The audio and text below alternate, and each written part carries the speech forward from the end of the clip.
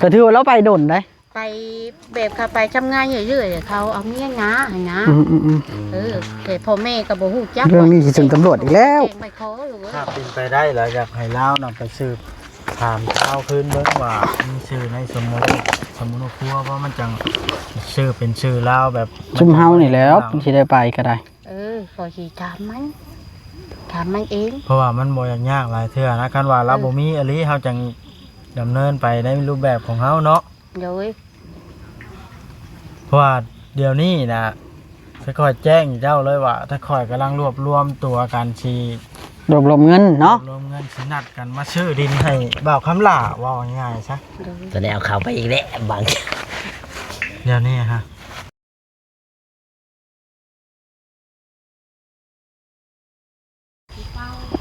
พี่น้องเปิดภาพขึ้นมาก็อยู่พี่ละพี่น้องเนาะ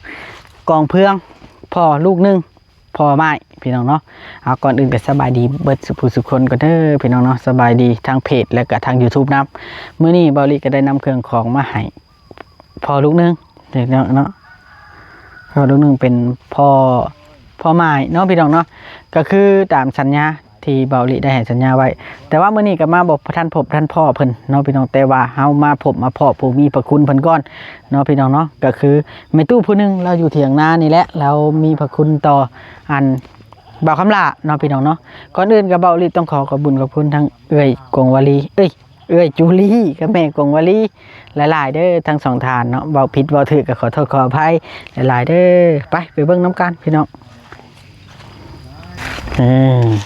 เบาลิได้รถกระบะกะลุยตลอดพี่น้องเนาะลูกน้ำลุยต้มเดี๋ยวเครื่องของอยู่นี่พี่น้องเบาลิซื้อนี่เลยได้ให้ใส่นี่เลยแล้วก็บอลนอนสไปเดอร์แมน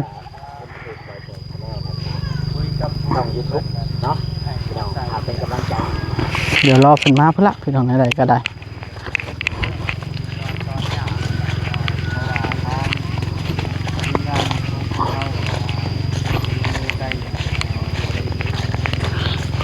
บนดูบนเช้าแล้ว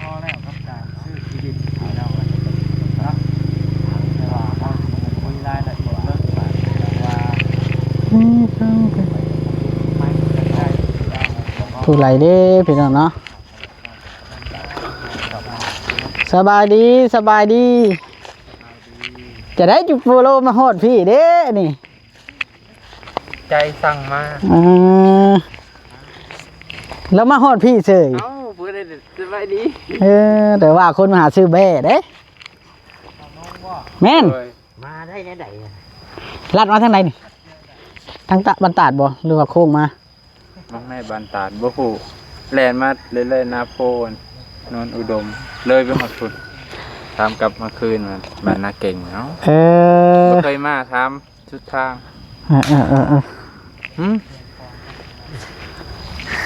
เจ้าจักบ่บ่าวหยังน่ะคนรอบ่จ้อยบ่แม่นมาฮอดที่ซื้อมาแต่เช้าได้นี่9 โมงใช้อันเชี่ยวจะได้บ่ได้มาเพิ่นค่าเฮ็ดกำแพงเฮือนว่างๆเนาะเด้อโอเคไปกำลังมาฮอดกันยังบ่ได้พ้อเพิ่นซ้ำนี่เพิ่นไปทางใดพอลูกติดนี่เนาะแม่นพ่อไม้ลูกนึงไปบ้านนี้เดี๋ยวขออนุญาตไปนั่นก็เด้อเด้อพี่น้องเนาะบ่าวนุ่งเรามาจากเมืองชนผู้ใดพี่น้อง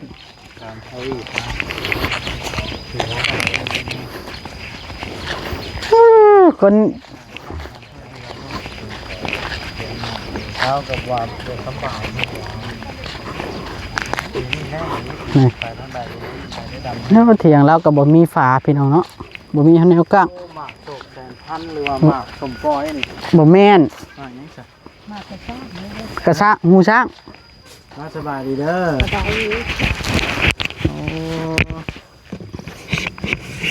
วันขอติดให้นี่นั่งทางนั้นนี่ทุก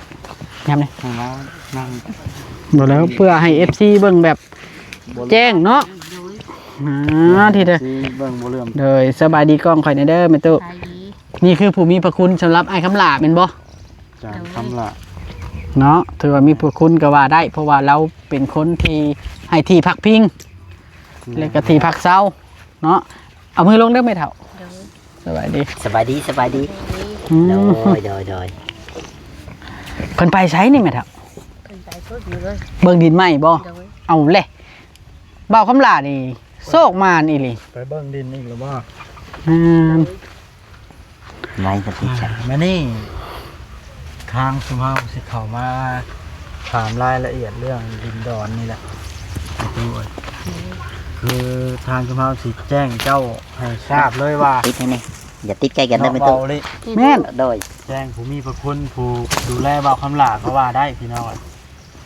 ตอนนี้นะงบซื้อดินในราคา 50,000 บาทนะเพียงพอแล้ว โดย และ ตอนนี้นะบ่าวคำหลานะเพิ่นได้เข้าไปสมุนครัวอยู่น้ำไผ่ตอนนี้ โย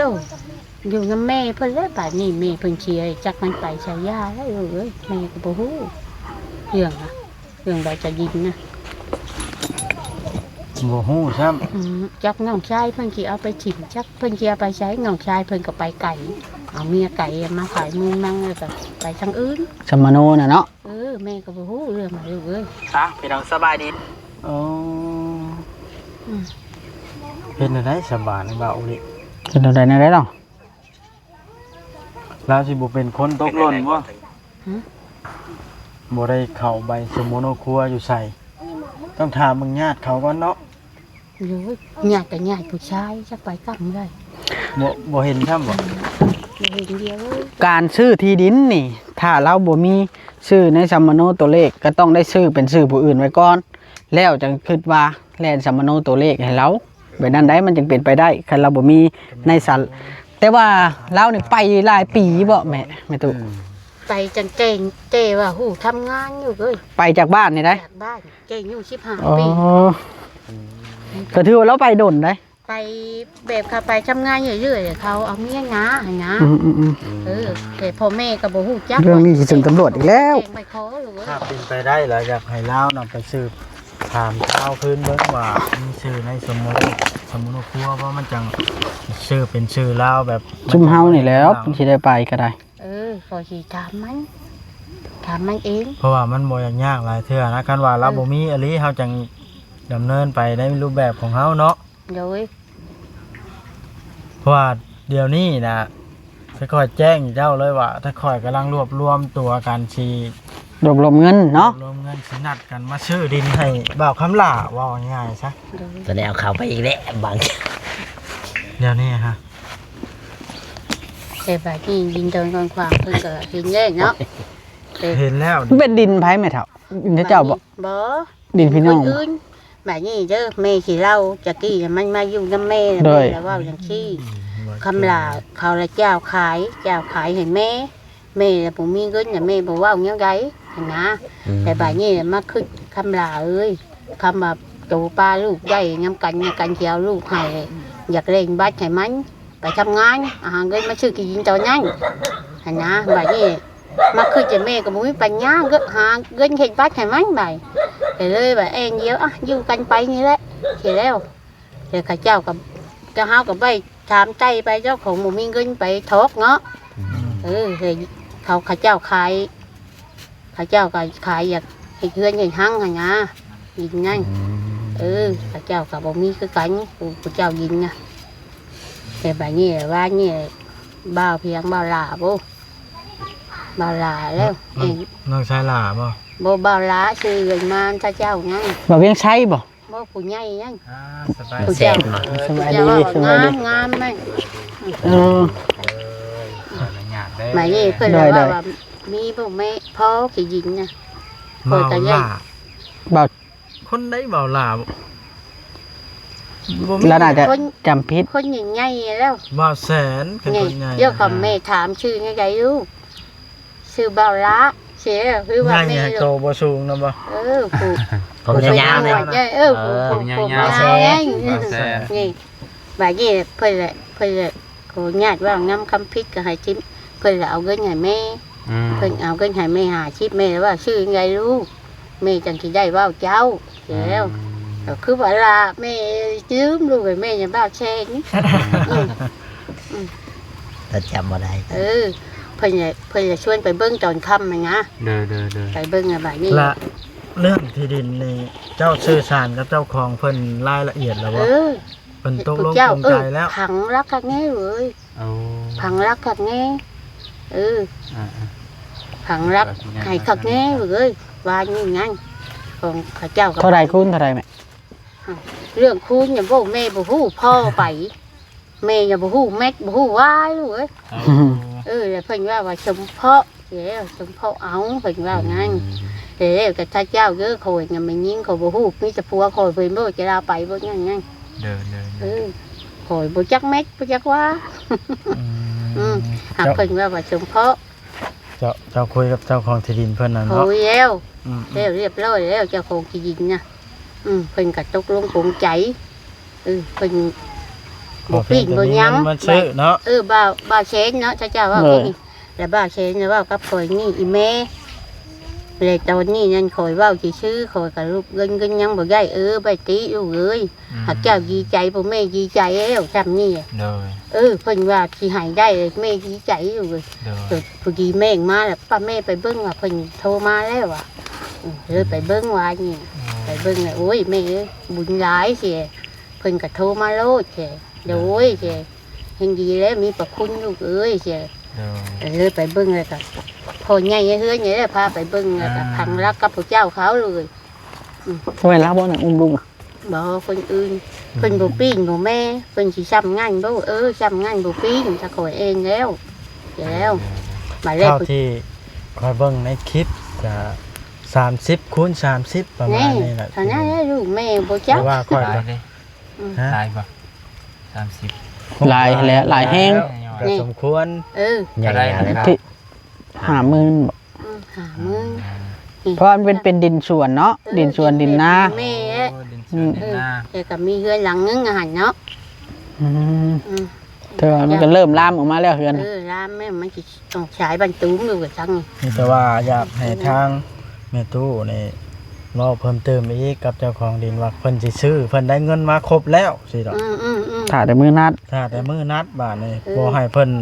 ปีนพุ่นปีนพี่ได้ ตะ บาท โกตะเองได้คืนนี่ลูกเอ้ยบ่ให้ปีนในนั่นนี่เฮาบ่ปีนว่ะทั้งผัวทั้งเมีย บ่ปีนเพิ่นว่างั้นเขาก็เบบคืออีดูคำว่าตกบนอื่นยังเขาก็สิขายแพงลูกเอ้ยอันนี้ถ้าคอยคอให้มัน กันเองเนาะ คอให้มันจำว่าถ้าคอยก็ดีเขาว่าบ่เป็นหยังบ่ปีนบ่หยังคำว่าปีนเนี่ยเย้าถ้าคอยเพิ่น แม่นแหละจังอยากให้ไปเว้าเพิ่มเติมอีกครั้งหั้นนะอย่ามันฮอดมื้อนัดวันนัดหมายแล้ว บ่ได้ สิ มี เว้ากันอี เอก ง แบบห อี นึ ก งมันโอ้มันยากได้บาดนี่ มันความรู้ แต่เมื่อทางชุมเฮาก็ตกลงปลงใจกับผู้ใหญ่เป็นที่เรียบร้อยหั้นนะ โดย บัดพอสิมาซื้อแล้วก็โอ้ย 70,000ได้80,000ได้ขึ้นไปแบบนี้นะว่าสมมุติ ไม่หับ นะ ประกันเรื่อง เพราะว่าเคยเห็นหลายเฮาก็เคยเห็นนะ แม่นความเจ้าลูก แม่ แม่เห็นในคลิปแม่ยังเมื่อยยังท่าเจ้าได้เลย ไก่ซื่อๆ บ่เพิ่นให้เพิ่นก็ให้เนาะลูกให้ท่าเจ้าเนาะให้บ่เตียงเนาะลูกโอ้เราจะ เจ้าเคยเห็นคลิป เห็น บ่ อยู่เลยแม่เบิ่งท่าเจ้าเบิ่งเก็บบกเก็บใจแม่อ่ะโอ้ยเพลงเยอะหลายแกตัวเองว่างานบ่เพิ่นท่าเจ้าอยากให้ได้ให้มีเลยแม่เบิ่งคือนี่ก็จูนบ่จักเก่งแม่เบิ่งไง เห็นอยู่บ่บอกคันว่านี่จะเบิ่ง เห็นว่าท่าเจ้าก็เห็นอยู่แม่บ่จักชื่อท่าเจ้าเว้าปั๊บปั๊บ ว่าแล้วเบิ่งฮอดช่องค่อย เดี๋ยว เอามันมีบ่ครูอ่านอยู่ เบิ่งในเพจก็มีเนาะจะเบิ่งในเพจอยู่บ่ เบิ่ง เบิ่ง เพชร ในเพจนั่นแหละค่อยบ่ทันได้ลง หากจากกี้กับแม่ก็เห็นอยู่ห่างแม่บ่เคยเห็นท่าเจ้า อย่าบ่จื้อเนาะ เห็นแต่ในเห็นแต่ในโทรศัพท์ไปจักว่าท่าเจ้าอยู่ไสอยู่ยานะโอ้ยชะลาไปอยู่หาว่าชะลาไปทั่วหาว่าเด้ แม่น ข้าเจ้าลูกเอ้ยเก่งข้าเจ้าเก่งช่วยมนุษย์มันง่ายได้ช่วยลูกช่วยหลาน ถือว่าบ่าวคำหลาเนี่ยเรามีบุญได้เนี่ยถ่ายแค่มื้อ2มื้อก็ได้รับการช่วยเหลือเนาะ แม่น มันมีบุญกับแม่มันบุญวาสนากับข่อยกับแม่ข่อยกับสู่กับมันกับพ่อแห้ง ที่ขาดบ่ได้ก็เจ้าแล้วเป็นผู้อันส่องทางพาเรานำพามาเนาะที่แรกนะเฮ็ดได้จังอันมีไผก่อนแนะนำจังอยากให้ถ่ายเจ้าบ่แนะนำให้มาถ่ายทำอิฐนะ ใบข้าเจ้าเอง เขาเจ้าเอง ผู้ใดมาถ่ายคนทำอิฐบ่าวแซนบ่ ที่แม่นผมยาวเลยพวกเอ้ยเพิ่นละว่าคำลานี่มาอยู่กับไผแม่อยู่กับแม่นี่แหละโอ้ยอยู่แบบซี่บ่แม่อ้าวลูกเอ้ยอยู่แบบซี่ลังเทื่อกับเพิ่นไปทำงานยำให้ยำงานบ่อนอื่นเพิ่นก็นอนยำเขานะลังเทื่อมันก็มาคำบ่มีบ่อนงานเฮ็ดจะมันมามันนอนกับแม่เขาฝนตกก็ฮุบกันเข้าแล้วก็คือว่าไว้แล้วคือแม่ว่าแล้วพาเดียวก้มอยู่พื้นไผก็บ่มีพาเดียวอยู่สิหักอยากเอาลูกมันเอาบ่ได้อยู่มันให้ปล่อยให้ไปงั้ม ไผสิบ่หมุนเนาะ เด่นในห้างจากนี่ในไกลเด้อบ่ ไม่ไกลไอ้ลูกไอ้พี่ชวนมันอย่างนี้ พาชวนบ้านไป ชวนมันอย่างนี้ไป น้อยนึง ชวนมันไป บ่น้อยปานใดแน่นอ มัน นน้อยไปไงเนาะไปเจ็บแกไปหันมันสิโขนไปทั้งมันตูมเลยมันสิช่องสว่างคำว่าไผเข้ามาอยู่สบายนะมันหักบ่เป็นทางเดิมนี่แต่ว่าเพิ่นบ่เฮ็ดทางเดิมทางนี่ซอยบ้านตูมคำเจ้าตกเร่งเจ้าเร่งเมื่อเลยก็ได้ ใส่บ้านตูมพวก ออกทางดำเพิ่นเลยลูกอันนี้มันเขาตัดเฮ็ดนาแล้ว ก็ยามแรกนี่ไปได้เนาะ ไปได้ยามเร่งเจ้าเร่งมา ตัวจักนี่ไปได้บ่จักอันนี้ก็ได้ ตัวจักได้ตัวจักได้แต่เจ้าคูณคันนานะ ไปทำคันนาคูณ เขาคูณไปเฮ็ดไถไปได้ครัวเขาก็เฮ็ดสะอาดได้ลูกเอ้ยหลุมไม่หลุดครัวเนี่ยก็เขาเฮ็ดโขกเบิด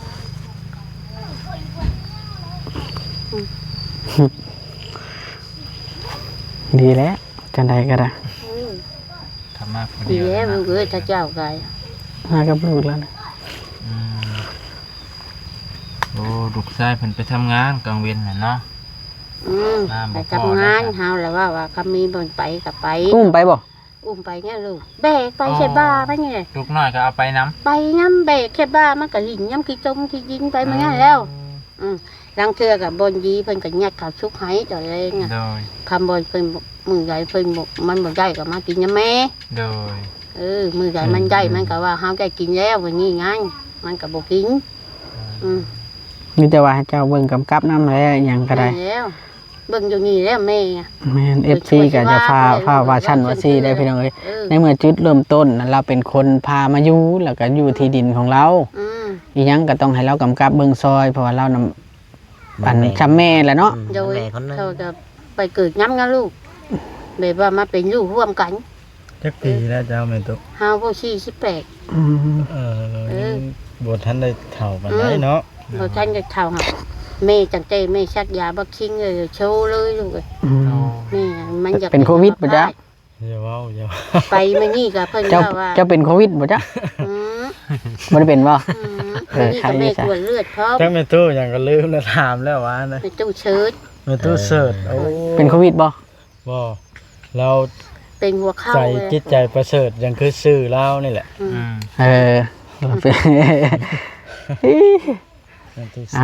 ดีใจน้ำการช่วยเพื่อนมนุษย์นี่ถ้าถึงว่า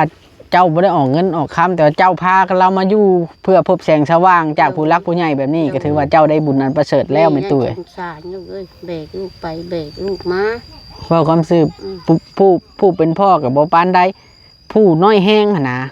คอยตนแห้งนะผู้น้อยแห้ง น้อยแห้งคอยกับน้อยแห้ง ฮะ คอยกับผู้น้อยแห้ง อีตนแล้วบ่ บัดมันอยากแล้วมันให้ ลูกมันน้อยเนาะ มันน้อยหากคำมันยังให้คำมันความมันยังมันสิให้หาแม่มันบ่ฮู้มันยังน้อยแบบหมู่เล่าซื่อ โดย คนเก่าเยอะเนาะยังบ่ฮู้แม่ไอ้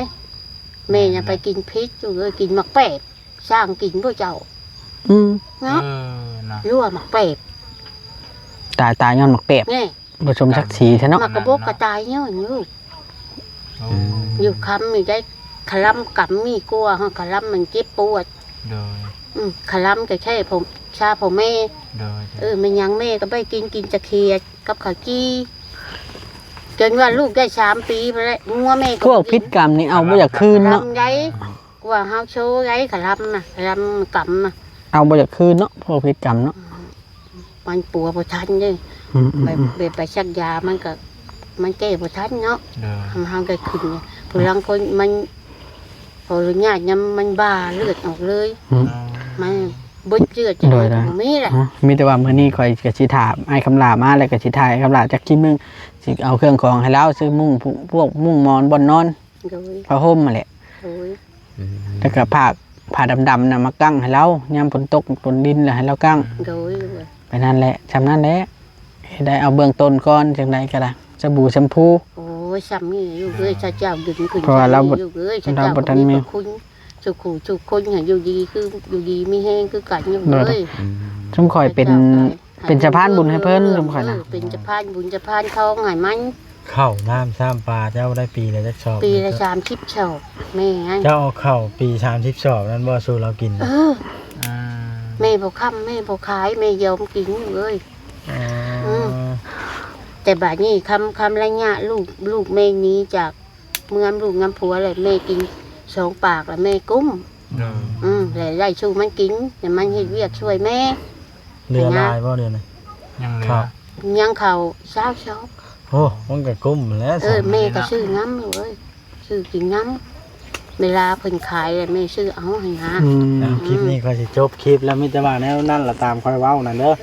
เรื่องดินดอนตอนหญ้าน่ะเว้าเพิ่มเติมอีกนะ โดย เพื่อให้มัน100%หั่น โด นะ ย ยันเป็นปีนคำเนาะ โดย สบายดีเด้อแม่ตู้เด้อโดย ทุกคนอยู่อยู่ดีมีแห้ อยู่ดีมีแฮง ขับงามชู้เจ้า เลยพี่น้อง